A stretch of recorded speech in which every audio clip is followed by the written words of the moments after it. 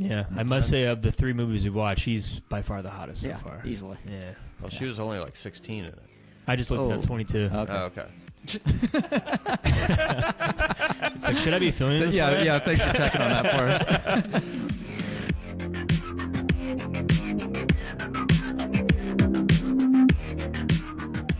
Welcome to A Cast with No Name. We're your hosts. I'm Jay. And I'm Matt. This is episode 76, and we continue James Bond month as we voodoo our way over to Roger Moore with his first outing as 007 with 1973's Live and Let Die. But first, don't forget to visit our website, acastwithnoname.com, where you can listen to our entire episode library, comment on episodes, write to our email. And as always, we are also on Spotify and Apple Podcasts, as well as YouTube. And thank you for listening, and we hope you enjoy the show.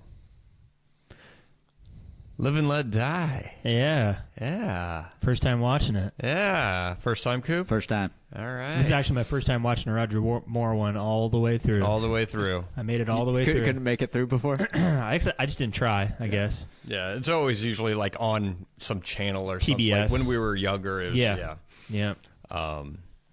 just have something on in the background. Well, this is the second time I've seen it. Okay. Who wants to go first? Murph. Matt does. Sure. I'll go first. What did I feel like when I was watching this movie? I felt like I was watching a made-for-TV movie that went on for too long. Okay. I agree. I didn't like it.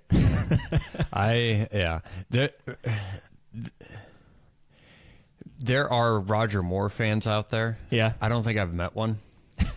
Where are they, Jay? I don't. Well, they're online. That maybe they don't leave their house. I don't know. Yeah. But Yeah. I What are your overall impressions with the movie? I felt like one. I mean, it veered off drastically from where it was going in the past. So it was very. It felt like, oh, this isn't your dad's James Bond. This is hip. We have Paul McCartney doing the song, and it's kind of like goes into the blaxploitation stuff because Shaft came out around that time, as well as Coffee and some other blaxploitation films. So this is like the first time it felt like they really kind of played with pop culture or just kind of targeted whatever was hip with pop culture at the time. Yeah. I definitely felt like I was watching Mystery Men on a couple scenes. I felt like I was watching.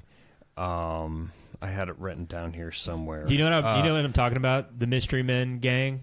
I remember the movie, yeah. There's a gang like it's called like the Saturday Night Fevers or something. It's just a bunch of dudes in like the 70s pimp outfits with the platform boots, and they all look exactly like the henchmen in this movie. Yeah. I just feel like no one other than I'm gonna butcher his name, Yaphet Kotto Kanunga. Yeah, the guy who played Kanunga. Is it Kananga or Kanunga? Kananga. Other than him, and at times Jane Seymour, I felt like nobody was taking this seriously.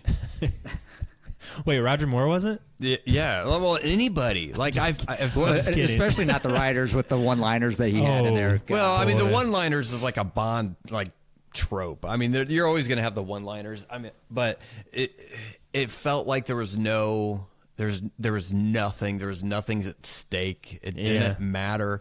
He's lighting a fucking cigar like an asshole as he's like parasailing behind Coral Jr.'s boat. And he's, by the way, fucking with his cigar. What a way to be conspicuous and spy-like on a glider. Well, yeah, nobody's going to notice this. Nobody's going to notice that. Well, at least it was dark-ish. 30-foot wingspan just cruising in, no big deal. There's a lot of those moments where if it's going to be a bad Bond movie, there has to be like something that makes sense. Something. And a lot of like the decisions that were made and things that happened just didn't make sense at all. Yeah, it feels weird. Like, let's start with Kananga's, like the whole plot of the movie. Why? It starts off with him killing 3 different people in 3 different locations, and that's Bond's mission. Try to figure out why these people are dying. Mm-hmm. and then 2 hours later you figure out that his plan is to release $2 billion worth of heroin to everybody for free. Yeah. So I'm led to believe that the FBI, CIA, MI6 would care enough to worry about that. Well, the CIA was worried that they were cutting into their profit margin at the time. I think, probably. I must have missed that. Been it. I guess. But the explanation that he gave was, I'm going to corner the market, blah, blah, blah. And I'm like, how does that corner the market exactly? Well, he undercuts all the drug dealers, so everyone goes to him for free, puts the other drug dealers out of business because, their mortgage payments and business loans that they got to owe the bank, they're going to go under. So... then he owns all the customers. You could just stop dealing drugs if you realize that all this stuff is going to hit the streets for free. Wait till it runs out, and then you have a bunch of addicts. Now we got a bunch of future customers, and then you just release the hounds again. Well, if you knew what was going on, maybe. But it doesn't make sense. I don't think they'd be. Let's send in the secret agents to prevent that from happening. Yeah, it didn't make sense. The plot didn't bother me as much as just everyone just looked like they didn't give a shit. Yeah. Like they were just kind of going through. I mean, everybody's having fun. Yeah. If it was any goofier, it would be a parody. Mm-hmm. Yeah. And you said made for TV movie. That I would say, it's like, oh, we have the rights to James Bond. Let's make a movie made for TV. And that's what this ended up being. Yeah. And I'll shit on this as much as I want, but his movies suck, and it's not right. Like part of it maybe has to do with Roger Moore, but a lot of people like him because they're fun, and I'm like, yeah, Goldeneye's fun too, but it's not a piece of shit. Yeah, and same with Casino Royale and Goldfinger and like all other Bond, like all Bond movies are fun. Like this is just getting to like camp, and cartoonish, and stupid. Like but it's not fun because no one gives a fuck. It's like, I'm James Bond. I'm just gonna waddle my way through the movie with no stakes, no sense of urgency, no character, it's dog shit. It's fucking horrible. It's real bad. It fucking blows so hard. It's bad. A lot of it just doesn't make sense. There's a lot of things one thing that kept irritating me when I was watching it was all the surveillance in every situation that Kananga had. Mm-hmm. He had eyes and ears everywhere. It seemed like all across the globe and on the island, and they could not figure out. I love the scene or the line where they're like, "Where's Bond at? We can't find him." I'm like, "What do you mean you can't find him? You have every inch of the globe covered, and you could find anybody." Well, those tiki guys just take a long time to turn. That's right. It just did not make sense. It's stupid. And the villains in it were pretty dumb. See Kananga is the only person I feel like was like. I guess I mean the henchmen.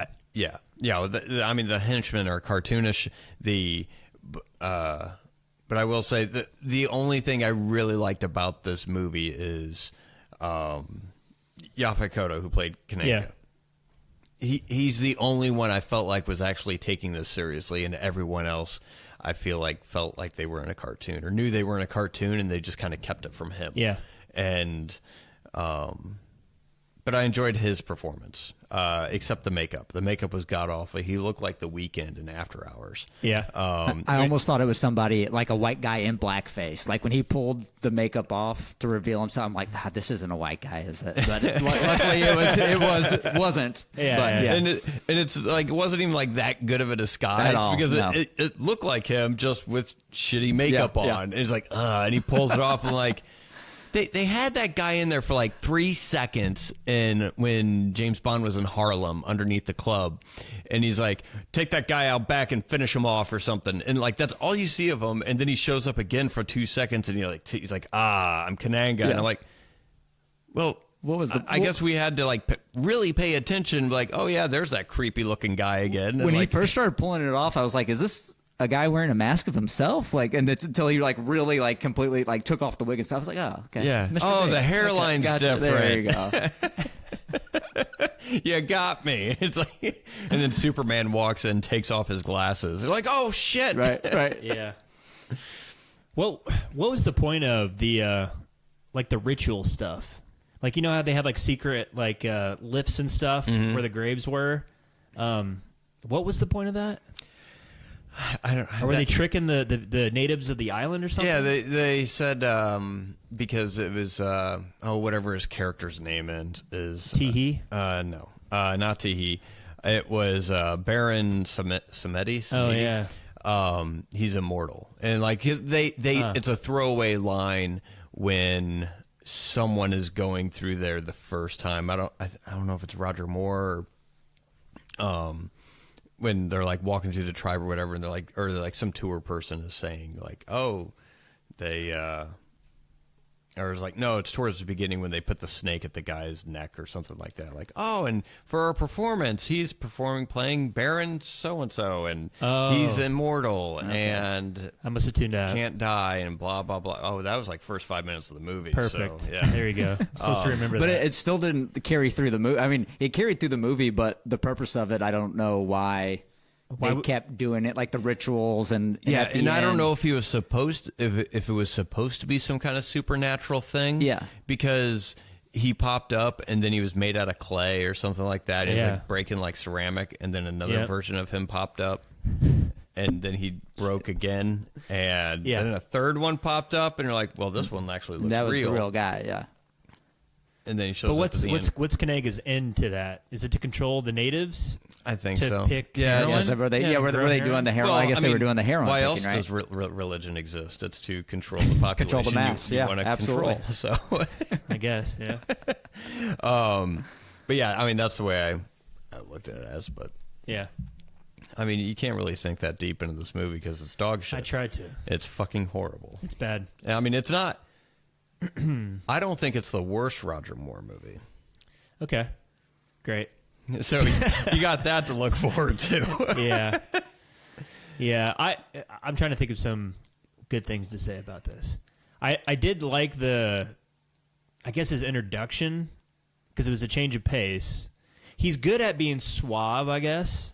Yeah, he's good at being relaxed and easygoing. Yeah, relaxed and. But he's yeah. too relaxed and Right. too easygoing to At a lot where, of times, yeah. like, are you concerned at all, Yeah. or like, do you care? Yeah. Like, nothing was really at risk for him in this movie. It felt like the whole time. Like he couldn't care less if he was there or not, or what that real outcome was. He Yeah. was just kind of going through the motions. Well, the guy's running across alligators, for Christ's sake. Oh yeah, He can that get was out a great anything. scene. Real stunt. It was a real stunt. It actually happened. But Was that a real stunt? Yeah. Oh. The other thing is, I mean, I think Roger Moore always said he always looked at Bond as more of a comical character. He's Okay. like, he is so absurd. He's like, you got to play him for laughs. And I'm like, you can add humor to the role, but it's just turning into like a cartoon, and it just gets sadder as he gets older Yeah, doing it. And Yeah. it's so weird because it's almost like, I mean, it feels like it's bordering on parody. Yeah. And I don't want to say it feels disrespectful to the character, 'cause it's a fictional fucking character. It doesn't, Yeah. nothing matters. But it's just like, what's the purpose? Because it's not even funny. Maybe it was at the time, but it's just kind of like, eh. Well, Matt, the scene that you saw, like when he was surrounded by the alligators, and then there was like a fast clip of that. I'm like, don't run across those. Don't run it. And then, of course, the next clip, Yeah. he's running You can across see the it. alligators. They're all lined up absolutely. perfectly. Yeah, I'm like, don't run Like across alligators those. And do. of course he does. Yeah. I did like the blaxploitation dialogue. I haven't heard the word honky so many times in a while, so I chuckled every time that came up. I like that. Give me a make on a white pitmobile in New York. Like, I know. really? Like, Yeah. there's only one? Or like that's the make? What year is it? 72. What? Yeah. What's the make? Pitmobile model number. Honky Evader 5. I don't know. And Some of the lines are funny, like names of the tombstones, killed his honky. I have that. I have that written down. check him Yeah, out back. yeah. like, what? The one thing I did like, I liked the boat scene. Oh yeah, that was a great chase scene. Yeah. Yeah, great stunts, awesome shots, and completely undercut and By the Dukes of thrown Hazzard? away. Yeah, by fucking Clifton James, who plays Sheriff Pepper, Yeah. and Yeah, all the hillbillies. Like, it turned- like, why are they? Yeah, it like, turns into his movie in like the second half, and he's like running around. I'm like, what the fuck? Yeah. And again, I had to Google because I wasn't a fan of the Dukes of Hazzard. My older brother watched that show. Yeah. And I couldn't remember. I was like, oh, was this after Dukes of Hazzard, or like they playing off that? Nope, it was like 7 years before Dukes of Hazzard, but he shows up in Dukes of Hazzard. Oh, does he? Yeah. It's a prototype for it? Yeah, and he plays the same kind of character in Superman. I think it's Superman 2. Okay. He shows up when Zod and his two henchmen run into some small-town sheriff. He's the small-town sheriff. And he plays like the same kind of character. Yeah. Awesome. I wish I could tell you that's I the hated last that. time you see him in James Bond. Oh, Really? no. Yeah. He's in it again? Yeah. Because he was... Did they go back to Louisiana? He was so funny. They go back to Louisiana. Was it another Roger Moore? I don't know if it's Louisiana. I think he shows up in a different country or something. Oh. But it's like him. And he's like, I remember you from blah, blah, blah. Fucking. So, Secret agent. Yeah, I remember his little hissy fit at the end when he was trying to explain, these boys are secret agents. Secret agents for who? Like, what does it matter, you fucking hick? My cousin's got the fastest boat in 3 counties. Yeah, he's in the next one, the man with the golden gun. Oh, boy. And That's Billy Bob right there. but Big chaw on his lip the whole time, too, yeah. But yeah, didn't understand that. You have this awesome boat scene, and then you have this asshole Yeah. running around. It's the comic relief. Apparently. Yeah. And I don't know, maybe it's because I didn't watch this when I was a kid. I didn't watch it growing up. I saw the Connery ones when I was a kid, or at least I remember seeing bits and pieces of it. Maybe it was just the way I was raised. My dad never liked Roger Moore. He always said, he's like, those movies are garbage. And Yeah. I always take statements like that with a grain of salt. And when I got the whole collection, I was like, you know what, I'm going to watch them. I bet there's 1 or 2 in there. No. No, something I like mean, that. maybe. I mean, eventually we'll watch them again. Maybe like The Spy Who Loved Me. I kind of want to watch again, but I don't know because there's some goofier ones, and then there's like not so goofier ones. I feel like the first time I watched all these through, I felt like this was one of the ones that wasn't as goofy. Wow. Okay, yeah. That's And- saying Wow. something. Yeah. Well, I don't like overt, over the top humor in Bond films, like gaggy humor. I hate that. You don't need to go over the top with it to like bring some like levity to the situation, like humor. Like the one-liners is okay, or like if he says a suave line, it's kind of like it makes you like, give it a little chuckle. Yeah. But to be over the top and bombastically stupid to get a laugh it kind of just undercuts the tension. Yeah, it's that's not a supposed to real be there in the person. movie. Yeah. And it just kills it. And dude, the henchmen are terrible in this movie. When I saw Teehee's claw, I was like, "What the fuck?" Like, there's no budget left. They're like, go to Party USA and get a fucking claw." I love When you see his the hand- whole arm, Yeah. the whole arm, it like looks like it's made out of an erector set. Yeah. Yeah. Or when they introduce him and like it's clearly the guy's hand and like Is this holding the thing. He's holding the thing. It's so bad. Holding the crescent wrench. Yeah. I was getting Queen Amidala vibes from Jane Seymour. Ooh, Guta Ramos. at least at the very beginning, because she's like in one outfit and then it cuts away to a scene and then comes back and she's like wearing this fucking headdress thing and like this giant fucking I'm like, it was like 5 minutes ago. Why has she changed clothes? And then she like pops out of it like coming out of a wall. Yep. And I was getting a little bit of that vibe. She did okay. I mean, she had the job playing the pretty girl. She at least acted like she kind of felt like she was under duress. Yeah, I must say, of the 3 movies we've watched, she's by far the hottest so far. Easily. Yeah. Well, she was only like 16 in it. I just looked it up, 22. Okay. Oh, okay. It's like, should I be feeling this way? Yeah. Thanks for checking on that for us. Well, Roger Moore, I did not realize he's 46 in this movie. 45 when he filmed it. Yep. Wow. I'll give him this. He doesn't look that old in it. He doesn't So, yet. yeah. And Dude, some of the stuff just ages terribly. The he tricks her into sleeping with him with the... Oh, with the whole deck of the lovers cards. I was like, ooh. yeah, does he just carry those around in his pocket? guess. I mean, obviously, he went to like a. He went tarot out that store. day and bought 50 tarot It's like, card decks yeah, and just pulled I need those a bunch out. of lovers. Yeah. What? Yeah, just give me all the lovers of the cards. I got a plan for these. Trust me, I'll tell you about it later. Oh, how'd you bet her? Deception. Yeah. Yeah, by the way, why did he need her again? Because Kananga... It would get information out of Kananga? Yeah, and I was trying to yeah, connect the dots here. yeah, because once he banged her, she lost her vision. But you take that V card, and she can't tell the future anymore. Is that why Kanaga's so worried? Did you touch her? Did you touch her? Yeah, okay. That's why he was. I thought he was just jealous. Yeah. Yeah. No, it was because she lost her power, so he was using her for that. What a But- dumb... Yeah. It's so stupid. Isn't it? Yeah, it's really dumb. Yeah, a little Yeah. dumb. They did a lot of stupid things where they didn't need to do it. Like the very last scene when in the train car. Like why would the henchman go after Bond at this point? Yeah, Kananga's the whole dead. thing is blown out. Yeah, the Why? whole operation is exposed. Right. Just wait. cut your losses. That happens. It's over with. That happens in quite a few. Like the henchman pops up out of the like it Really? happened in Diamonds Are Forever. Wint and Kid, two of the henchmen, like show up at the very end, like out of like the whole thing's done, and then they're still They're doing just here their for revenge, I guess. Yeah. something, Yeah. and then he like throws them off or whatever. I mean, Yeah. it's just like one last thing. And then Baron Samedi's at the front of the train laughing. Yeah, apparently What? they were supposed to bring him back, or they were hinting that he could come Oh. back.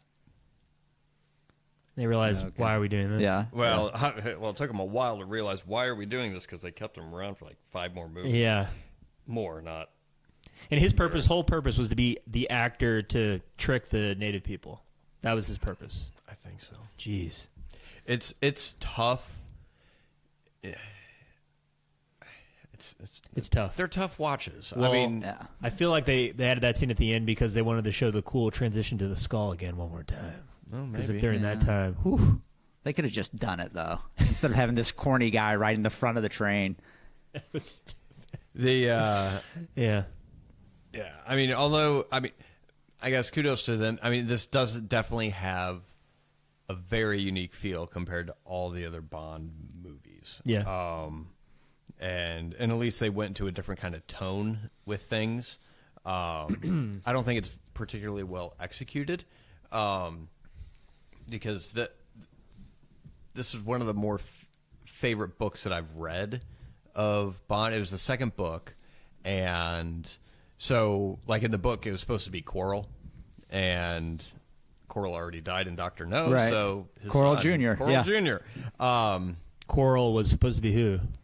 The and black like- boat captain that takes Oh, I gotcha. James, he Okay. calls him Coral Jr. or whatever. And right. when the fake CIA lady was like, I gotta shoot him because he was gonna kill you or something. Another unnecessary character Which one? popped in there. Coral Jr.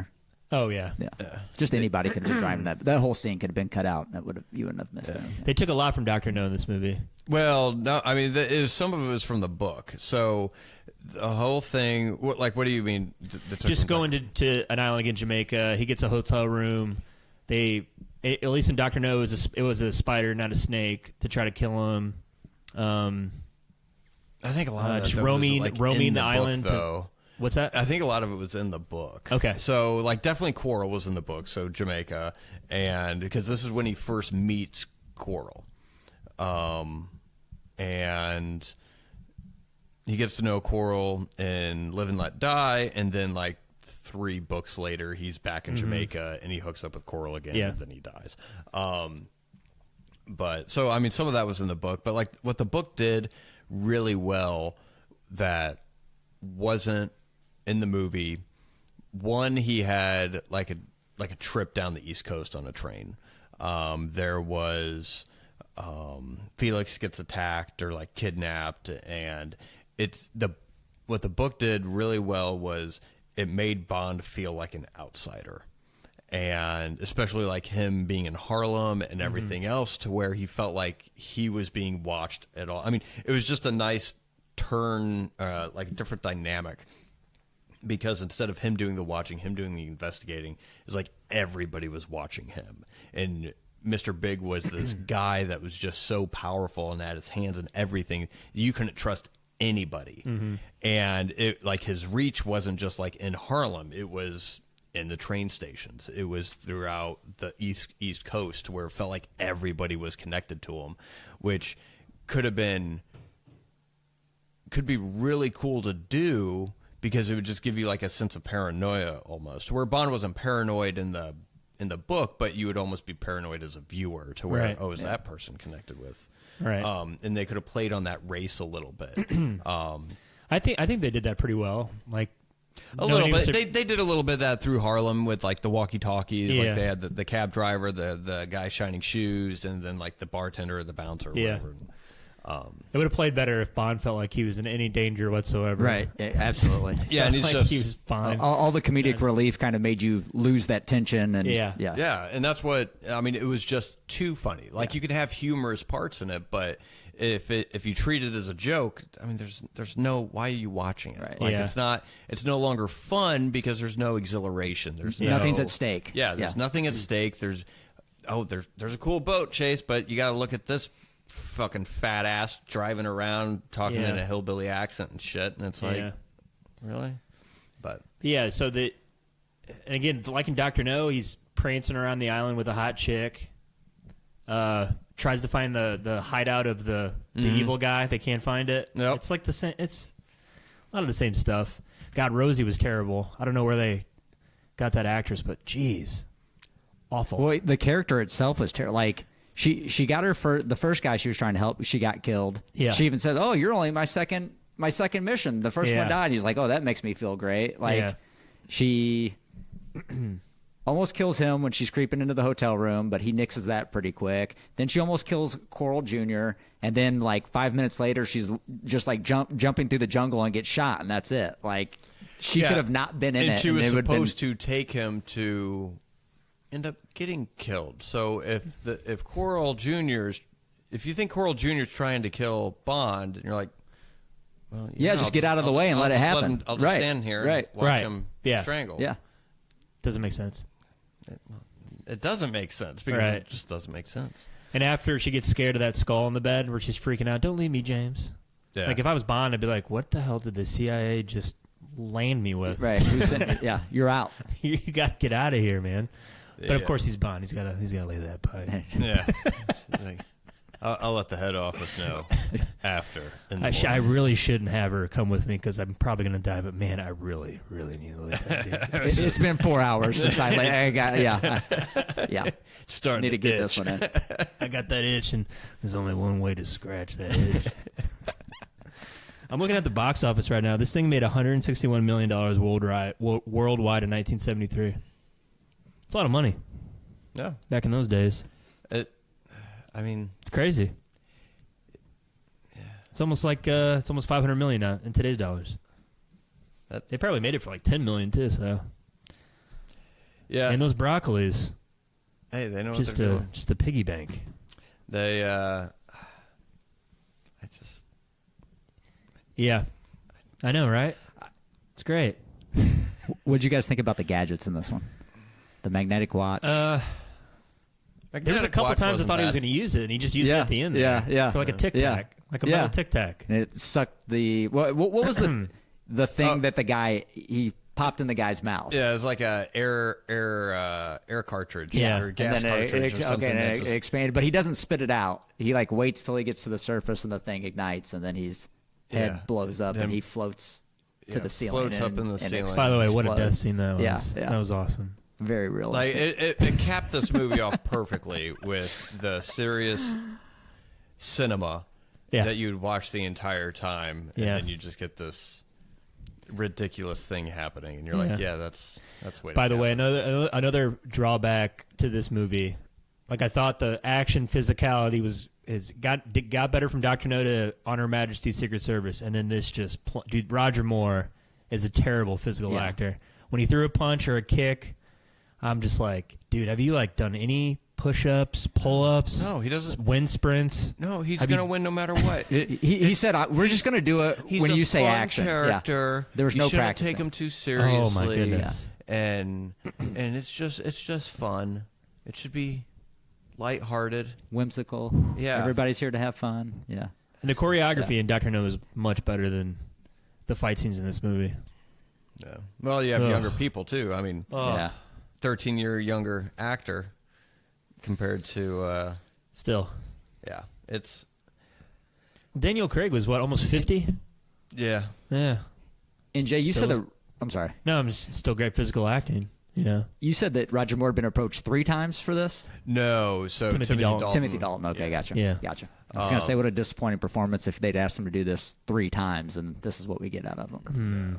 Is it his fault though? Was it his idea to play it all fun, or was it like the direction of like the producers and the director? I mean, it was probably a little bit of both. And I don't know if it's Roger Moore looking back defending his acting in the movies, but he always said, he's like, no, James Bond is a lighthearted character. He's absurd. He should be played tongue in cheek and blah blah. Which there is some truth to that, but I mean, if you do it too much, then there's nothing there. There's no tension. Was Ian Fleming alive when this came out? I don't think so. Oh, okay. Curious to know what his opinion would have been. That's a good thing to look up. Ian Fleming. Hold on, 2 seconds. And one other thing I did like, because I just don't want to shit on this thing, but why not? I like. He died in '64, so he died about 10 years before this. I did like the scene where they kill one of the agents, and then like the funeral parade picks him up in the just real sly. That was kind of cool. Yeah, that was cool. Yeah, but I'm really trying to grasp at straws here. Oh, you're gonna some good things. Yeah. I'll probably never watch this one again. No. Yeah. And that's the thing, like to where I don't know, it probably different because we didn't watch these when we were kids. Sure. Probably, yeah. And I mean that has to have something to do with it because there are fans like Jesus. I read a few reviews myself, and it was like this is one of the better Bond movies and all this. And when I read these reviews, it's after I watch it so that I can kind of form my own opinion. But then I like to kind of see see what how other you people compare thought. It with the masses. Yeah, and I'm like, well, I'm on the opposite side of this fence. Yeah. 8 out of 10. Here, Bond's trademark introduction of Bond James Bond is brushed off with a witty remark. Name is for tombstones, baby. Here's the critics' consensus on Rotten Tomatoes: 66%. Fresh. Is that while not one of the highest rated Bond films, Live and Let Die finds Roger Moore adding his stamp to the series with flashes of style and an improved sense of humor. Ooh. Was that synopsis made in 1973? Had to have been. Ooh. Bond over easy, cool, but dumb. That was written in 2004. Nice. Yeah. Well put. What'd you think of Whisper? The henchman. A little on the nose, wasn't it? What? What? Why did we hire this guy? I need him to be... Say it with your chest. Yeah. I did like the opening sequence more. Like, I felt like when he turned to shoot, it was more quick. They're progressively getting better. The Dr. No one was like, he was like... Yeah.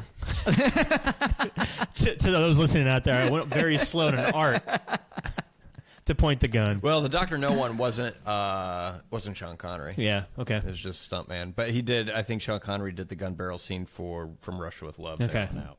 Out. But yeah. Yeah, but decent gun barrel. Decent gun barrel. That improved. Dude, I'm talking about the gun barrel scene. Yeah. What's good about this? I mean, the credit animation wasn't bad. The opening title sequence. Does every Bond montage in the credit scene have just shadowy nipples? in it? Yeah. I feel like it does. Yeah, right? yeah, That's yeah. what gets you. That's what gets you in the There's seat. one of The them- initial opening. I Yeah. think on Her Majesty's Secret Service, and there's like another one you could almost see almost. You know what I people. just envisioned was Me pausing and No. just going frame by frame. no. Just on opening night to these movies, like all these 14, 13-year-old boys just in the front row. just Is that nope? pacing Is that it. nope? As soon as they're over, they all walk out. Yeah. Let's 1 1 out of 10. Jane Seymour is pretty. Yeah. 1 Yeah. out of 10. Live and Let Down. One of the worst. Oh, wow. A disappointing attempt. It only has on IMDb. There's only 6 1-star reviews. How many 10-star reviews? 29. What's the age demographic on those? I can't tell. Yeah. 60 reviews, 8 out of 10. 28, 5 out of 10. One of my favorite scenes was after they've made it down to the lair, and all the guys are in pristine uniforms chasing after them. Yeah. Like I like the layer, the set design of that. after Mr. Big died, they all got fired and went and worked for Bill Murray on Life Aquatic because they all had the blue shirts, the red Oh, yeah. toboggans. Yeah. that's right. Holy shit. Did you love the? I guess it was the packaging plant in that rundown cabin where he ran across the gators. Mm-hmm. Like you go in there, and it felt like I was watching Loaded Weapon 1, where you go into the trailer and it's this giant palace. I'm like, this thing is huge. Yeah, And then it's you like a go shack outside, it's like a outside, shack you go out in, back. It's like I'm a what the fuck? pharmaceutical plant. Like something from Doctor Strange, like he walks into this little Yeah. doorway and it's this massive plant. Yeah, that's what it felt like. I'm like, I think they just didn't think about that. But I'm looking at IMDb right now. You weren't supposed to notice. It doesn't matter. You know, he's running across gators. It doesn't matter. Yeah. But 6.7 for On Her Majesty's Secret Service. Live and Let Die. 6.7. In the eyes of IMDb, the same quality of film. No. This goes to show it doesn't really matter. I saw, I after I watched this, I started watching some ranking the Bond movies videos on YouTube, and one of the guys had On Her Majesty's Secret Service as the worst Bond movie. Oh, wow. Yeah, that guy doesn't know his ass Number from a hole in the 25. ground. Live and Let Die on his list was number 15. So either he's got a shitty taste in movies, Yeah, or that's it. I am in for a treat if Live and Let Die is number 15. No, you're not in for a treat. Woo. Yeah, and that'll probably be a hill I die on. There's some things that it's just they're not good. It's this. I can isn't see good. if this can apply to like a niche set of people that enjoy just camp. That's fine. Yeah, But I don't see how it has mass appeal where, like, oh, this is the movie we got to make, and we're going to keep making it. Because isn't this all Roger Moore? I feel like this is like the tone of all the Roger Moore less movies. blaxploitation. So it kind of goes back to. This is very like the mood or feeling of this is different. It's not all Roger Moore. Obviously, it's not all blaxploitation. It's not. It feels kind of 70s-ish, just with the clothes and everything, obviously, but it's not. I don't know. What do I want to say? I don't know. They're varying degrees of suck. And Does it ever jump the shark? Shades oh of gray. fuck yeah! Yeah. Yes. There's one where a pigeon does a double take, What does that mean? Explain. like a double take in a movie. So like, Oh, like the pigeon does. yeah, the pigeon is watching something happening, and Roger Moore does something that's amazing, and the pigeon's like, what, and does a double take. Yeah, it jumps a fucking shark, Nice. and then it's Can't wait. That's a bit much. It gets cartoony. It's and again, there's people that love these movies. I would love to meet one, just so I could understand where they're coming from and why. And it's got to be because they grew up with these. That's Yeah. the only thing I could think of. Because there's some shit movies we liked when we were kids. Sure. And Every movie I've ever liked has been legitimate, so I don't know. I don't understand the reference there. Schindler's List was my favorite when I was 10, and I'm dying on the hill. But like the original Teenage Mutant Ninja Turtles, I remember loving that when I was a kid. I tried to watch it, I think, when I was like 19 or something like that. Whenever it came out on DVD, I was like, oh, I'm going to pop it in. I turned it off after 10 minutes. Or like the Boondown Saints that we've touched something on. like that, to where I look back on it, I was like, yeah, this kind of sucks. And I mean, I could understand why I liked it at the time. Yeah. And maybe that's it. It's just people like this. This is their comfort food. So they were at the right age when Roger Moore. Absolutely. So that's their Bond. It's the wrong Bond. And your childhood is a lie, but I mean, I get it. Yeah. Man. So, but it's just like, as far as rewatchability, like the Timothy Dalton movies, I never watched. I mean, I saw clips when I was a kid, but I never watched them when I was a kid. But I would that has some rewatch value to it, to where the Roger Moore ones, I feel like. And you have them all, don't you? Yeah. Whew. Is it like one of those things where like I have all the Bond films and these are Bond films, so I need to A little bit, just to have them yeah. like completionists, but it feels like a set of bricks. Like Yeah. every time I Yeah. lift it up, I'm like, oh god, this feels like half shit. And you open it, oh yeah, it's the Bond ones or Nice. the Moore ones. But Is this your favorite Roger Moore one? If you had to pick one? I don't know. Don't remember? I don't remember Yeah. because they just blur together in a nice sea of beige. And I want to say this one, The Spy Who Loved Me, I want to say those two were fine compared to the other ones. Yeah. I mean, at least A View to a Kill has Christopher Walken in it. Yeah. Doesn't the Man with the Golden Glove have Christopher Lee as the villain? Man with the Golden Glove. Did I say glove? Yeah. I meant gun. Yeah, Christopher Lee's in it. He's in that one. That's who I think of if I were to think of a Bond villain. Would be Christopher Lee. Scaramanga. Yeah, I mean, he's Yeah. good. But that's the problem with the Roger Moore ones. The villains come up more than his actual Bond. Yeah, does. Jaws. You get Yeah. like he has a lot of the iconic villains in his run. And that's saying like. And that's saying something because, like, in this movie, I enjoyed watching the villain because he was taking it seriously. And, he gave the best performance. I'll give him that. And, I mean, Jaws gets cartoony. But I don't know. Chad, would you recommend this movie? No. You ever gonna watch it again? This was like the last movie we reviewed for me. Like the first half of it just dragged, and then the boat chase scene is kind of what pulled me back into it, and then things moved a lot quicker.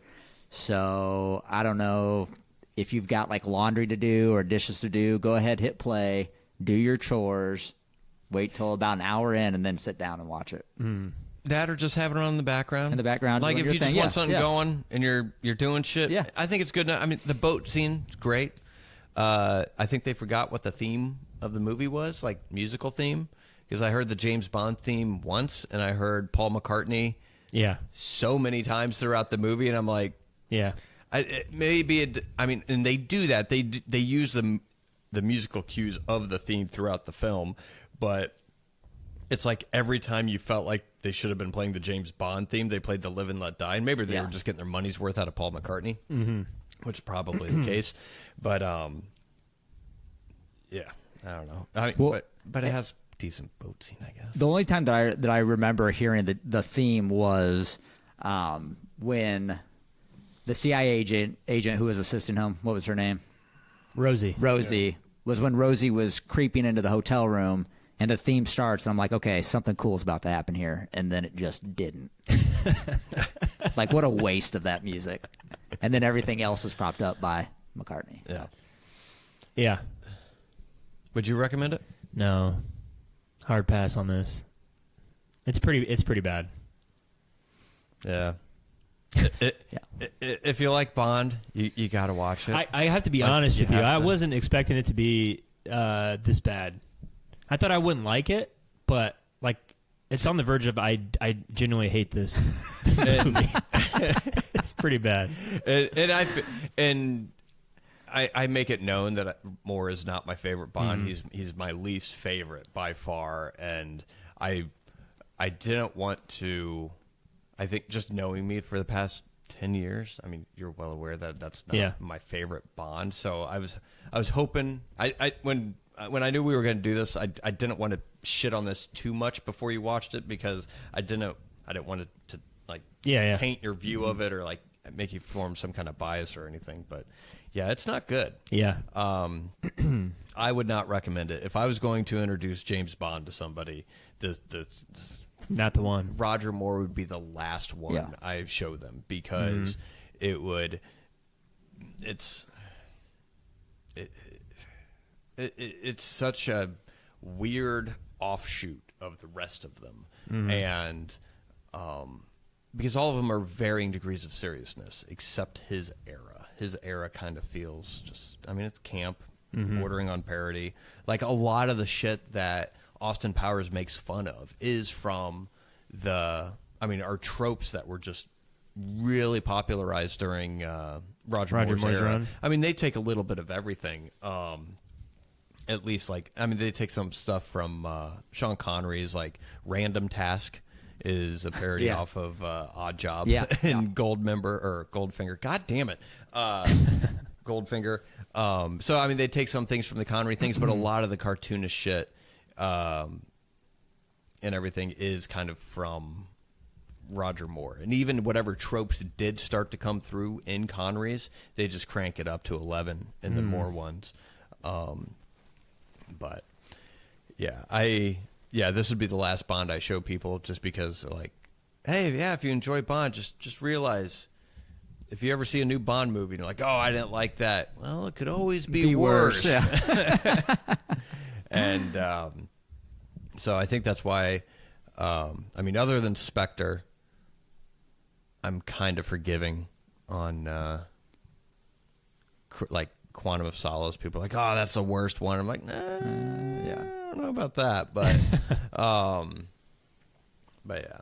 I mean, I'd only recommend this if someone was a fan of James Bond. And I'm like, all right, then watch the Roger Moore ones too. But awesome boat scene. At least they took chances with like the tone and the kind of the genre of the movie, which that cracked me up because I just streamed it on Prime. I didn't feel like going down to grab the disc to really. Yeah, I just I had to get it over with. The but the genre. The genre of this movie, according to Amazon on the streaming service, erotic. Erotic? Wow. That's it. No. Which at times I'm like, this could easily be a softcore 70s porn. Like it's the build-up. Yeah, it's either going to go straight into comedy camp or it's just going to be porn. And but yeah. So, ranking it with the 3 Bonds you guys have seen so far, 1, 2, or 3? 3. I would say 2 or 3. 2 or 3? Yeah. So between this and Honor Majesty's Secret Service? Yeah. Okay. Oh, 3. Yeah, 3. Oh, 3 God, so yeah. far. It's easy. Yeah. I will say Bernard Lee and Lois Maxwell still played their roles. Bernard Lee played M. He's been M all the way through. Yeah, he has. And then so is Lois Maxwell. She plays Moneypenny. She maintained her role. Q didn't show up in this one, but he shows up in the next one and showed up in the one prior. Mm-hmm. Which Q, you only saw Q, I think, in Honor Majesty's Secret Service. He was at the very beginning showing the radioactive lint. But yeah, Q has been, like, he was up until John Cleese replaced him in one of the Pierce Brosnan movies. Yeah, because he's in Goldeneye. Yeah, Desmond Llewellyn. But yeah, 3. Anything else? No. That's all I got. You guys don't want to beat this fucking horse No, anymore? I feel like it's dead. God, I wish it was dead. It's dead. But yeah, That's Live and Let Die, guys. If you're a Roger Moore fan, like, explain. Is it because you grew up with him? Is it because? I don't know. What's your reasoning? I would like to understand. We would like to understand. It's got to be because people grew up with them. All of our 60-year-old listeners out there, please let us know if you grew up with this. This movie's 50 years old. Does your dad? He grew up with Sean Connery's Bond. Okay. I used to watch like Goldfinger and Dr. No and like You Only Live Twice. I saw that a bunch with my dad. Yeah. I never watched the Roger Moore ones with him. Got ya. Coop, did your dad watch Bond at all? Yeah, he did. And I remember watching Moonraker with my dad, and I don't remember if it was because he necessarily liked Roger Moore. He definitely liked the James Bond franchise. And I don't know if he necessarily liked Roger Moore or if it was just kind of on TV type of deal, so it was on. So I kind of saw. I remember bits and pieces of the older movies, which I tend to kind of like older movies like this, like they're like. This era, I just don't like this film. Yeah, got ya. Okay. Yep. Yeah, I remember the same thing. Like, my uncles, like, if it was on TV or something, my uncles would be like, oh, James Bond. And then they just have it on the background. And half the time it was a Roger Moore one, probably because rights were cheaper. Yep. Yes. But, yeah, if you're a fan of Roger Moore, please let us know why. I'm guessing it's because they grew up with him. Like probably. There's no other logical explanation. It's kind of like who's the best Batman? You know, like Michael Keaton. Well, Ben Affleck, whatever. Like it's whoever you were when you were a kid and you saw those movies. That's who your favorite. Oh, maybe. Batman. Let's break it down. So, Michael Keaton, I think, probably was. Oh, Jesus, I don't know. Christian Bale, I think, played a better excellent. Bruce Wayne. Yeah. Like, he played a great Bruce Wayne, just like a cocky, like, playboy style. Michael Keaton did a pretty good Bruce Wayne, too. He did. He was probably not a good Batman. Like, psychologically, like, he kind of seems like he's unhinged a little bit, which is probably pretty good. But, yeah. I don't know. Val Kilmer. I don't know. He's fine. George Clooney. No vote for him. No, he's at the bottom. He was George Clooney. He's always George Clooney. And then Ben Affleck did fine. Yeah, I think it did okay. That's how bad Live and Let Die is. We're talking about Batman right now. That's all right. Yeah, I really liked Christian Bale as Batman, but like for me, when I was a kid, it was Michael Keaton, and so that's just who it is. Yeah. I'm Batman. I like Robert Pattinson. He was pretty good. Oh shit! I forgot he was Batman. Yeah, he wasn't bad. I forgot about that movie. That was our first podcast. It was, yeah. Have you seen that since? No. Yeah. Not at all. There's a reason for that. No. It was fine, I guess. He was all right. I like the detective aspect of that movie. I hope they keep doing that. But yeah. I doubt it. I want little detective stories like that. Yeah, just little mysteries. Yeah. Just Batman coming. Everything doesn't have to be a fucking universe, all right? Right. Every yeah, movie doesn't have to connect. Giant sky beam. Just make a good fucking story, please God. I don't know. I have a prediction. Next 5 years, I think movies are going to start making a comeback. It's a big, bold move, Cotton. Let's see if it works out for him. No, I just mean because like TV for a while has been like, oh, that's where you want to go to get the best stories. Yeah. I think it's going to flip flop. Yeah. And I think it's going to flip flop because TV series are going to be way too fucking expensive. There's too much content. Nobody has enough time to spend watching a season or 5 seasons of anything. Yeah, anymore. I agree. So what's going to happen, in my thought, is everything is going to go back to movies. All the best stories will be in movies because no one's going to want to spend 12 hours to watch a story. They're going to spend 2 hours. Yeah, fingers crossed. And that's where the best stories will go back to being. And then movies will have another heyday, and then it'll kind of pendulum back. Yep. But I agree. Just because there's so much content, you can't keep up. You have to make the best TV show of all time for anyone to watch it. Yeah. or for it to get any kind of momentum or any kind of viewership or anything like that. And Dude, me and Nicole we got done watching Ted Lasso, and we were like, "What do you want to watch?" And there's so much shit, Oh yeah. and it's like option to overload them, but I'm like, nothing's standing out, and I don't want to invest time in something if it sucks. So we were like, "You want to watch True Detective season 1 again?" Yep. I constantly 10 years old. I constantly find myself watching older shows like that because of that. Like I just don't want to risk watching 2 seasons of something, get halfway through the third one, and be like, "This sucks." Yeah. or they cancel it. Or they cancel it. cancel Yeah, it. You're like, Yeah. oh Yeah. fuck, all right, fuck me, right? With no ending. Yeah. the No, it's worst. just not worth it. Yeah. So I just watch what I know is good, and Yeah. By the way, True Detective season 1, holy shit. oh yeah, Awesome. the Watch gold it the again. gold standard It's for so good. for detective shows. Yeah. Absolutely. Yeah, it's good. I real enjoyed good. it. Awesome. That and Woody Harrelson and Matthew McConaughey acting Yeah, together. great They're, acting. Oh. they're so good, Yeah. especially together. Their chemistry is awesome. Yeah. All right. Well, What do we watch next time? we're gonna get a little palate cleanser, Nice. and we're gonna conclude James Bond month for at least a year Yep. with Pierce Brosnan and Martin Campbell's 1995 Bond film Goldeneye. Yes. I've been looking forward to this. I haven't seen it in a long time. I love that movie.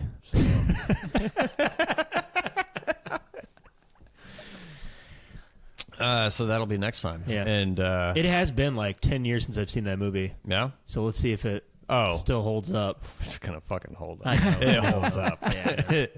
It holds up. Yeah. It's God, when you compare it to Live and Let Die, I'm sure it does. and has one of the best uses. I don't want to say the best but I think one of the top 3 best uses, maybe top 2, of the James Bond theme Yeah. ever in a movie. It's just I'm going to try to find it when I watch it. it won't be hard. Yeah. Good standout. God, I kind of want to watch that right now. So that'll be next week. Goldeneye. So yeah. All right. Till next time, Jay. Till next time, Matt. Till next time, Coop. Till next time, Jay. See you, Till Coop. next time, Matt. Till next time, Matt. Coop, Jay, Doctor. Doctor.